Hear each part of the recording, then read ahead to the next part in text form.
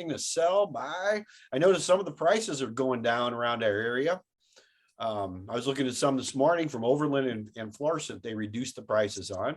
Then I also seen one in Florissant right down the street from the one where they reduced it. That went for 16,500 or so, almost 7,000 above the listing price, and sold within 7 days. It was professionally staged. We were just talking about that. That's that can make all the difference. I don't know what it cost, Yes. but they got it sold instantly, and it looked really, really nice too, I will say. I didn't expect that house to go for that much money. It was a little 3-bedroom, 1-bath house, and it went for $196,000. Wow. Whoa. 189. That's high. I thought that was a lot. Where was this at? Larson? It was on Florissant Florissant. Road, yeah. South Florissant Road.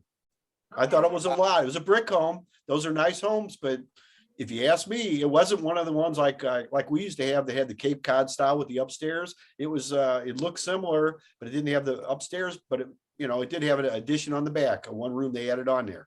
So, but I mean, it looked nice. Floors were all redone. Everything looked beautiful. But that's still, if you ask me, that's a lot of money. Yeah.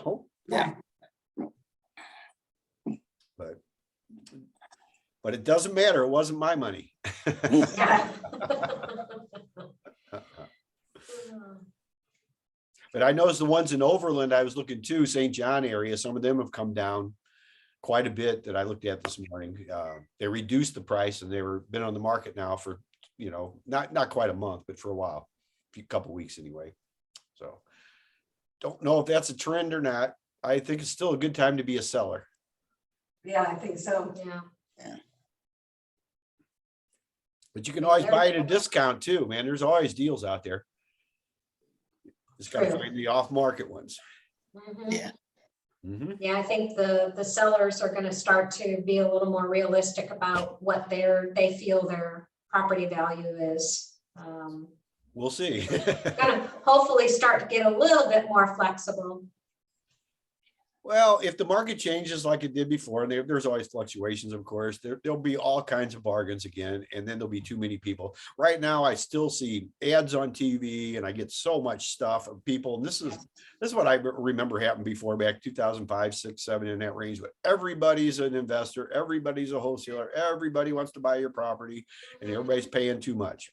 Right. They are. And, Absolutely. Yeah. if it changes like it did before, there'll be a lot of upside down properties because people are still borrowing more money than the house may be worth down the road, and it weeds out a lot of wholesalers. So, as long as you don't get too leveraged right now, I think we'll be fine. Yeah.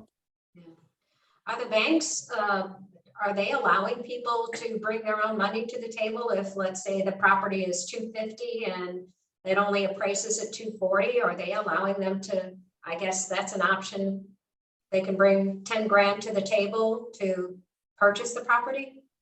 It's well, historically they've always kind of done that because it doesn't matter what you do, they will only give you the appraisal based on what they say or however it works out, and then that's how their loan figures are. I know in my dad's case many years ago, they did a side deal, which I don't even know if that was even legal, but he's not here to fill me in on it anymore. But that was like a $15,000 difference from the bank where he borrowed the money, and so they did kind of a side deal with the guy he bought the property from. So. I don't know, and I don't get into any of that kind of stuff. I don't do business that way though either, so, but I think they'd let you do probably what you want. As far as I know, it's still a free country on most of the things. I always wondered about being able to insure it or, things like that because of its appraisal value, but I guess it doesn't matter if you can do what you want. Well, insurance is a whole different ballgame as far as you got to cover your property. If you have good insurance, they'll want to do that, not just the cost of replacement, but they'll do or they'll do replacement, not actual cash value on what the values are.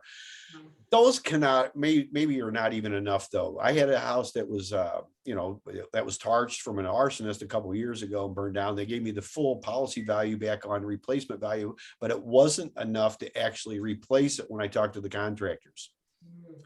But I took my money and ran. I just thought it was a good deal because it was way more than I could have sold the property for. Oh. So, but then again, I don't know because I looked at rebuilding it, and I was going to do that. We spent, I don't know, $5,000 or $6,000 getting the electric back in so they could do it and some things, just to get a pole out in the front yard and that kind of stuff. And it was not worth it. Once I got into it, it's like, you know what, we're just going to move on. So I sold the property for the 30,000 or whatever for the value of the land and let somebody else deal with it. So, but you never know. I don't know. Insurance is a funny subject anyway. Yeah. Maybe we should have Jeremy on some Friday to answer questions on insurance someday that Kathy's not on. Yep. Oh, anytime, any subject you want to have, we can definitely get people on. Yep. Yeah. Mm-hmm. Jeremy would probably come on. Yeah, absolutely. He's always done well with our group, and he's a good valued vendor too. Yeah. Really good guy, very knowledgeable. Fill you in on all the details, the good and the bad and the ugly on the investing part of it. Yeah.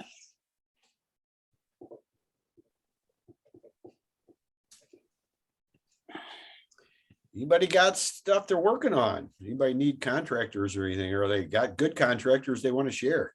That's another whole situation. I finally got a good foundation guy down in Park Hills. It looks like he's going to be real good and reasonable. It's been so hot though. I would not want to be doing concrete work myself in this weather. Yeah, John, a question about, do you guys usually have like a regular handyman, or do you contract out for different jobs? My guy that I've used for years, he was great, but he's about ready to retire. And I'm just looking for someone that just do small jobs, not really, like a contractor, but just if there's something really small that needs to be done, he would just run over and get it done. So do you guys use someone do you have a handyman, or do you always contract out? Stacy Ann just put a message in there the same way in our chat that Soto's looking for a handyman, jack of all trades. I'll tell you my experience. I've had good ones, and that's what happens is they end up retiring or doing something, and they're not easy to get. The biggest problem I'll tell you that I've run into is when you start off saying you're looking for somebody to do small jobs. Nobody wants to do a small job. At least it's a mentality, because they think you're not going to pay them much, and they don't want to go run over there for a $10 or $20 or $50 job. What my experience is to asking people about, handyman is, I have a job I want you to bid on, and then do it this way. I've had good luck in the Facebook group in St. Louis. It's a private group, and I know I've shared this with you before. I can go look if you want. And there's two groups. One of them is let me go find them for you and put them in. Great, thanks. And let's see, you'll have to join the group. It's a private one. It's easy to get into, but everybody will tell you good, bad, and the ugly. And if you got a job, just tell them what it is, and then they come and bid on it, or they'll tell you. And you usually get more inquiries than you care for most of the time. But let me find that for you. But that's just my experience. When you lead off with, I'm looking for somebody to do small jobs, that's going to weed out probably 90% of the people that will do the small jobs. Oh, wow.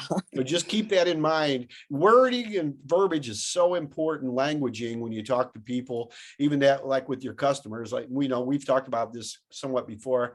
I use I don't send people receipts. I send them confirmations, even though it's the same thing. I don't use contracts. I use agreements.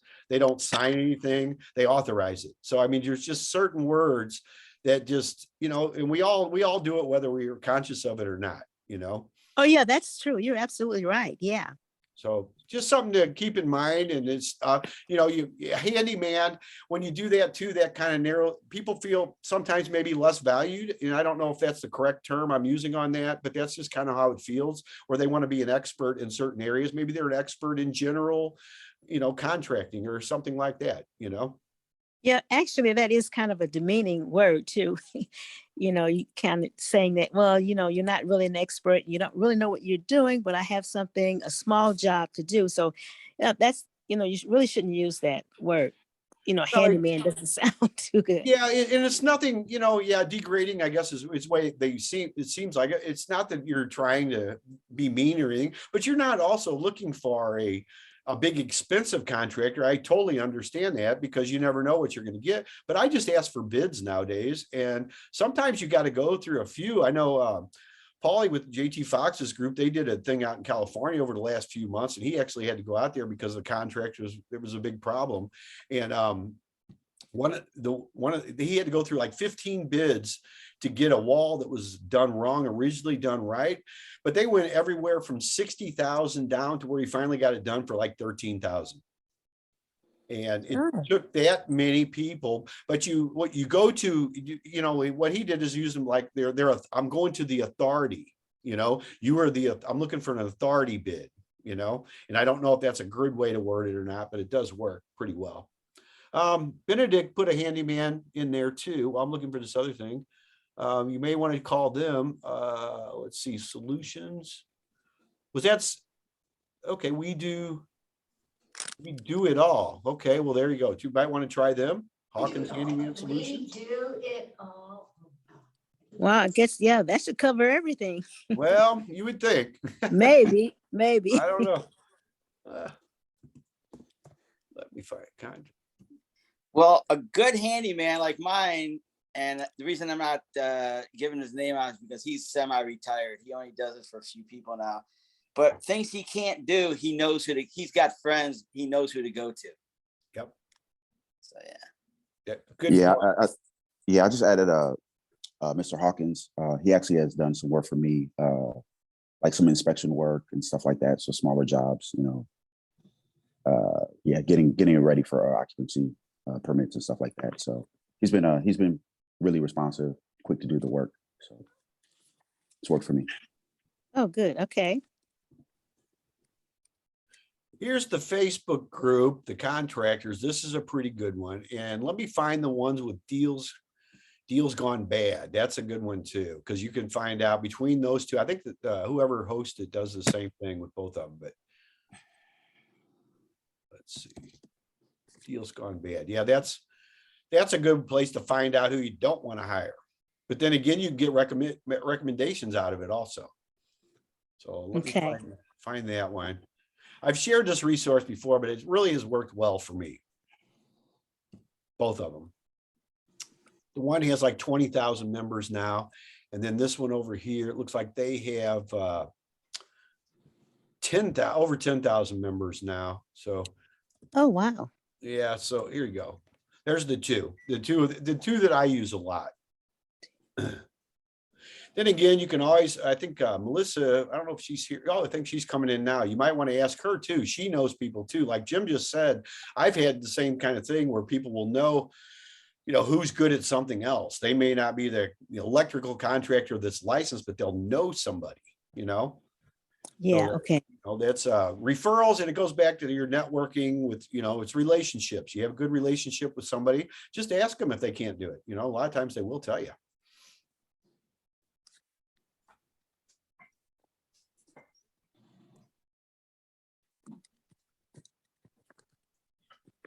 Yeah, thanks. I'm getting all this information written down. Yeah. Yeah, good. Anybody else got anything today? Nobody's got nothing for sale, huh?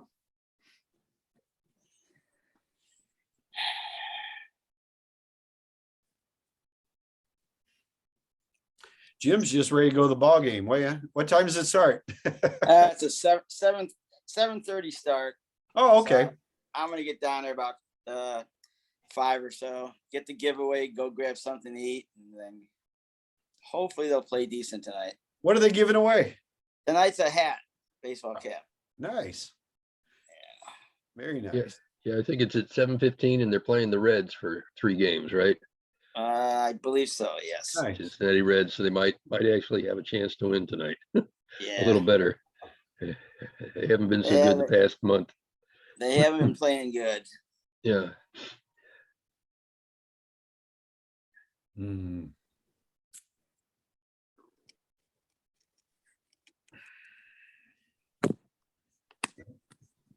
No one has anything for sale. Anybody looking to buy stuff?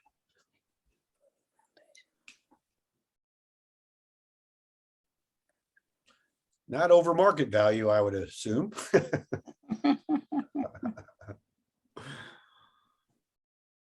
Okay, somebody's got their hand raised, Gilda. You can unmute yourself. If you got a question or want to say something, feel free. Mute. Okay, sorry, I joined a little late too. Got That's a all right. million things going on. Thank you. I have a question. It's not about the sale of property or purchasing. It's another, just a legal question as a homeowner. And I own a property and it's vacant. It's been vacant for a while, and I do have insurance on it, but I have that minimal insurance on it. They canceled my regular full type of insurance, like with you know, your normal companies canceled me because it was vacant. So I do have that. I think it's the Missouri policy or something, but I do have insurance. So to make a long story short, a tree in my yard fell from a windstorm back in July of last year, and it fell over the property line into my neighbor's yard and fell onto their garage. My insurance company said that it would not cover anything. Do you know any type of law that, you know, shows who's responsible? What community, what municipality is that in, Gilda? The city of Northwood, St. Louis County. Okay, I can tell you my personal experience in Hazelwood and in Ferguson. Okay, I had a neighbor's house, our neighbor's tree, a great big old, I mean, it was a huge tree in Ferguson. He had a vacant house. I don't know what his insurance was. It fell across my fence, was in my yard, was a mess. Okay. I told him about it. The one time I seen him, he came over. All he did is cut up the logs, the big, huge tree, left them in my property. Okay. I was down at the, down with the city dealing with something else. I asked them about it. I said, hey, what about the insurance? Because my insurance said, no, you got to talk to them. Okay. And when I talked to them, they said, that's too bad. It's an act of God, period. And that's the way the insurance deals with it now. The tree has nothing to do with anybody's property. It's an act of God. Okay. That's what they told me. I had the same thing then about a year later in Hazelwood. In Hazelwood, my tree fell over and knocked the neighbor's carport off. I got a letter from their insurance company, which was either, I don't know, it was Allstate or State Farm, one of the state ones like that. And they said, well, you know, get in touch with your insurance and let us know about this because it was your tree. I wrote them back a letter and I said, my understanding is this was an act of God. I never heard from them again. Okay, It was also their fence. I had to fix my fence. I was responsible for it in Ferguson, and I did fix the fence in Hazelwood just because I wanted my fence fixed, even though it could have been theirs. I just did that, but I did not fix their carport. Okay. And I would have before. I didn't know, but that's how they dealt with me.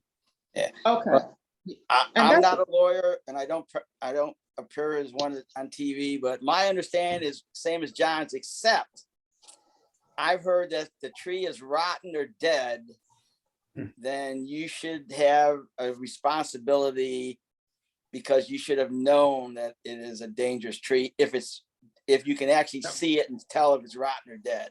But if it's a healthy looking tree, then yeah, I guess I agree with John. That's a great point, Jim, but both of mine were rotten for many years and hollowed out.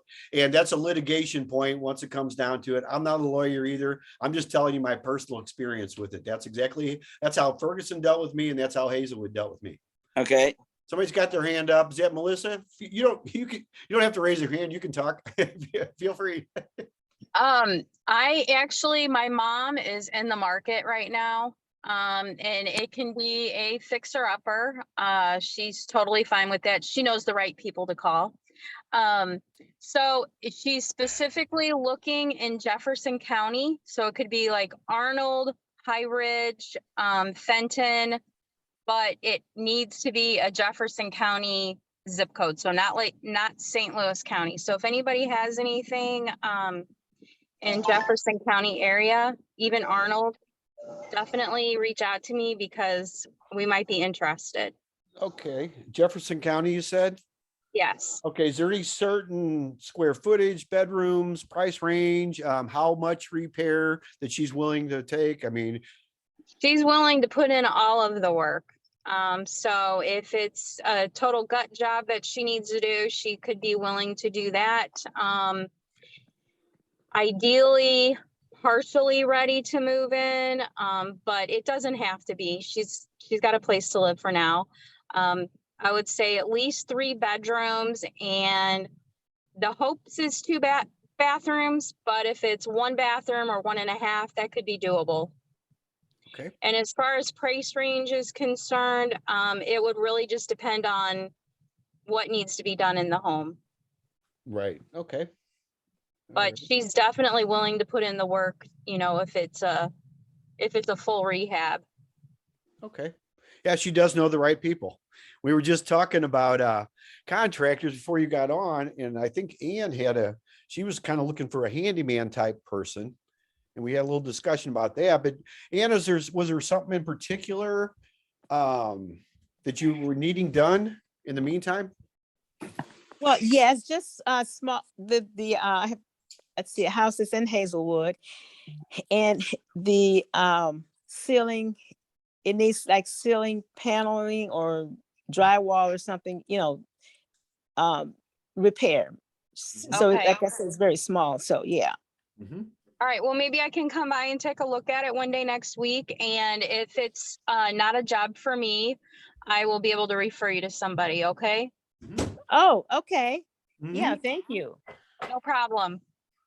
I knew I the have your expert would. contact information still, so I'll reach out to you.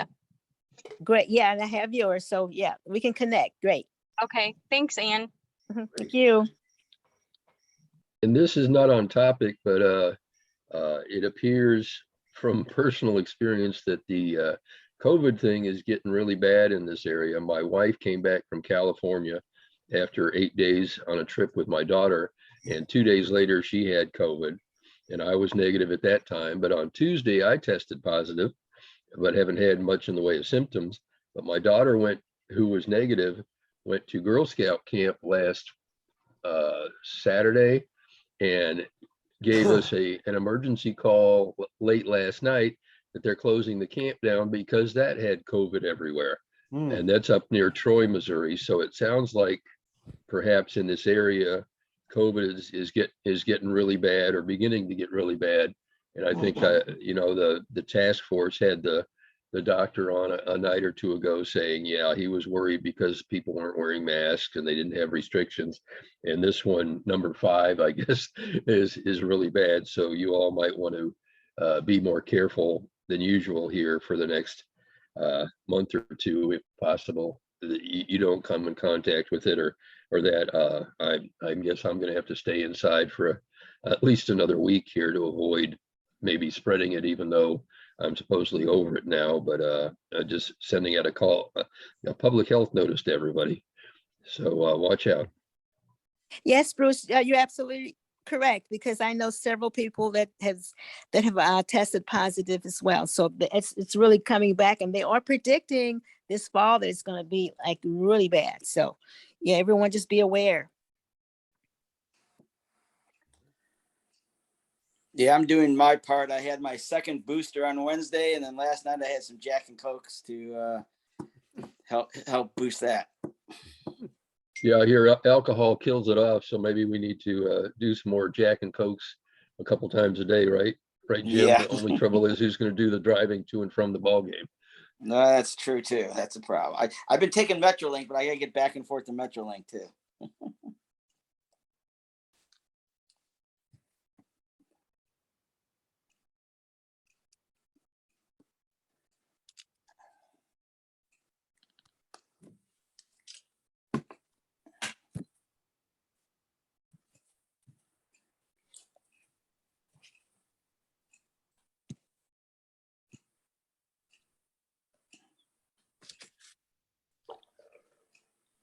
I just have a question, and totally unrelated to a lot of things, but has anyone ever invested in tax lien certificates?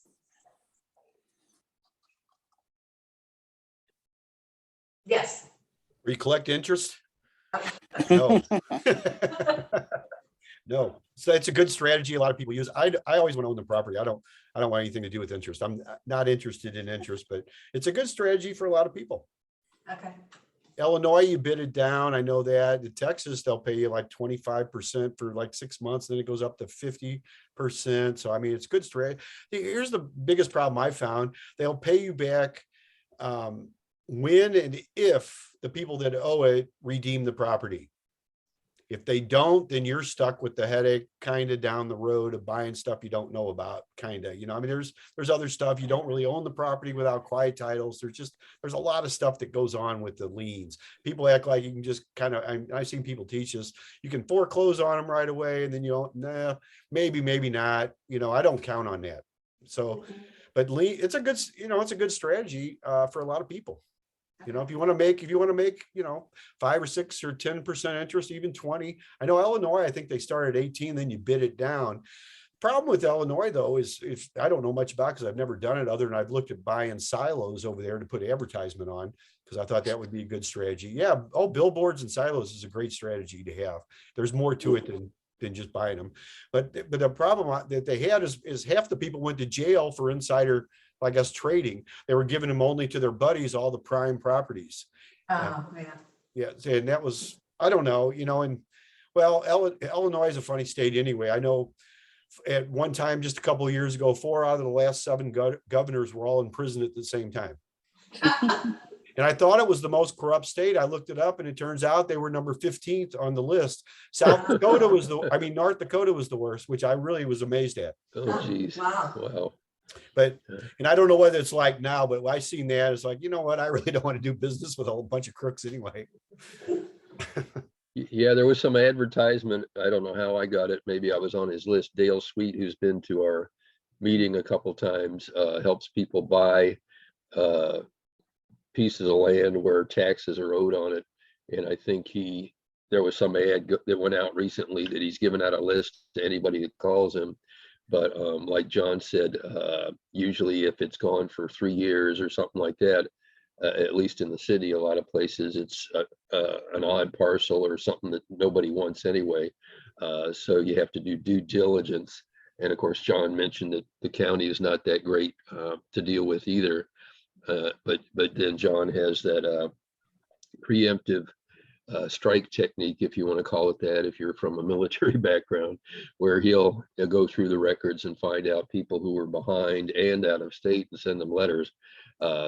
So you get to beat out the other competition at the tax sale if you're there the day of the tax sale, which is like the first Tuesday in August or something like that. But it's the same in every county in Missouri. It's like for every county, it's always on the first Tuesday of August. So if you wanted to be in Jefferson County and Franklin County at the same time, it's like you have to have a partner there because you can't be in 2 places at once unless you're a quantum leaper, I guess, or something like that. But yeah, so there's a better system, and John's got it, and I guess several other people use that system too. So for what that's worth. Thank you.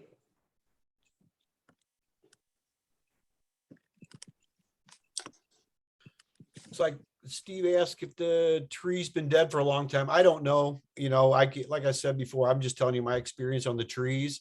You'd have to check with your insurance agent. I think once you do bring it up, though, it may put something in there like Jim had talked about, because then you definitely know about your tree. I don't know. I'm not an expert on that. You have to check with your insurance guy if you have one that's crossed the line, and the municipality. That's where I would go. I don't know. Looks like Charles has more money than he needs. He's willing to lend some money there. So there's his contact information for anybody that needs some money. What else we got? Did I miss anything else? We had Hawkins Benedict put that in there. He also needs a concrete guy. Yeah, I'd go to those Facebook groups too, though, and just try it. I believe that's where I actually found Melissa originally, and she's a very, very valuable person to know, very valued member, of our group. And she's the one that can tell you the straight, the good, the bad, and the ugly on what's going on with your properties. So where is that information showing in this chat? I don't see that. Which information you talk about? Like you said, that somebody willing to lend money and just any kind of comments. Do you see the chat button there? Did you open that up? There should be a little button. Gotcha. There we go. Thank you. Okay, sure. Yeah, it should be in there. If, yeah, you should be able to see everything there. Okay, perfect. Mhm. Thank you. You're welcome. I don't know who was looking for the concrete person, but I have the best, most reliable, most affordable, very talented concrete person. So if anybody is looking for a concrete person, Mhm. reach out to me and I'd be happy to share his information with you. Can you give your contact information? Because I definitely need a concrete person. Sure. My phone number is 314-504-1581. Okay, My and your name's name? Melissa. Melissa. Thanks, Melissa. No problem. Okay, I just put it in the chat there too, because it looked like you were driving, Melissa. So 314-504-1581. Thank you. Yes, thank you, Melissa Adney. And they are one of the top people in roofs in the whole area too. So if you need a roof, or if you just like she just said, you need a referral, there you go right there. I mean, this is some real good, almost insider information. You don't have to get maybe all the bids that you might normally without knowing somebody like, that's the authority like Melissa here. Is there anyone out there that has someone that can replace windows that's willing to come to North City? I'm sure there are. That's somebody, I don't know if that goes out of Melissa's area, but the group I just shared with you earlier, you might check them, because I know somebody will do it. Okay, now where is that group? It's in the chat. I put two things in the chat there. Okay, looking for anyone needing money. I see that one. Oh, this is What if tree is dead long time? no, it's before that. Were you Oh, I joined at about 10 after 11. okay, let me put these back in here then, because sometimes it doesn't. Well, let's see, I'll have to go back. Okay, And thank for you so much. windows, how many windows are you needing replaced? Quite a few. I may not do them all at one time. Okay, give me a call, and if it's out of our scope, I have somebody for you. Okay, is this Melissa again? Yes, Okay, perfect. Thank you. you're welcome.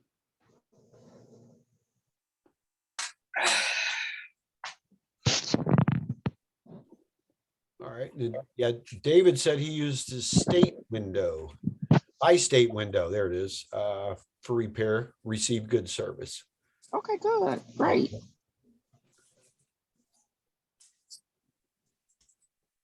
Yeah, I don't know if anyone on the chat has property in North City or not, but it's a whole different ball game when you're trying to get a bid on something or contractor. Yeah, you just have to find the right person. I had that Exactly. issue too when I had properties there. Right.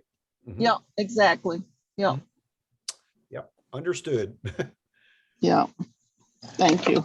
But there's somebody for every area, just like there's Yes, a resident for every house. I know that for a fact. Yes, it is. Yep. Thank you.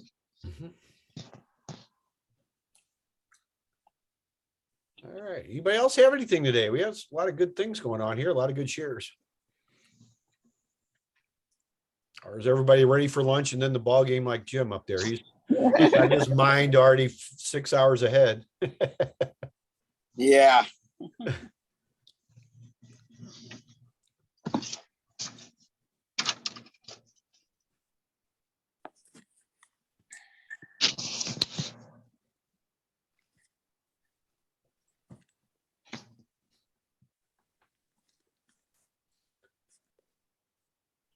Well, if nobody has anything else, we could go ahead and I guess call it a day today. We'll be Tuesday. We do have our main meeting on location. I like to say in person and live, but then that could be right here because we're all in person live. So the correct term would be on location. That's at the Moolah Center in Fifi. We're in the Oasis room. We start at 6:30. Got Greg West coming up from Poplar Bluff, and he's had several rental properties. He's always got some great information for us. We will be streaming on Zoom again. I'm not sure if we'll have Facebook or YouTube. We've done some of both. And I don't know, whatever works the best at the time. I think whatever our tech guy helps us with. So, but if you need anything in the meantime, feel free to reach out. You can always check the website, STLREIA.com, STLREIA.com.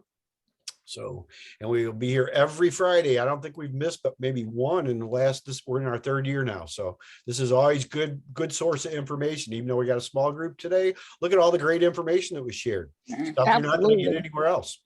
Yes, absolutely.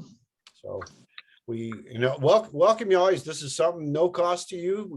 It's a free service that we just started doing. It originally started with Kathy Davis, who still comes on, number one, eviction attorney in the whole area, but just with the courts and the relationship she has.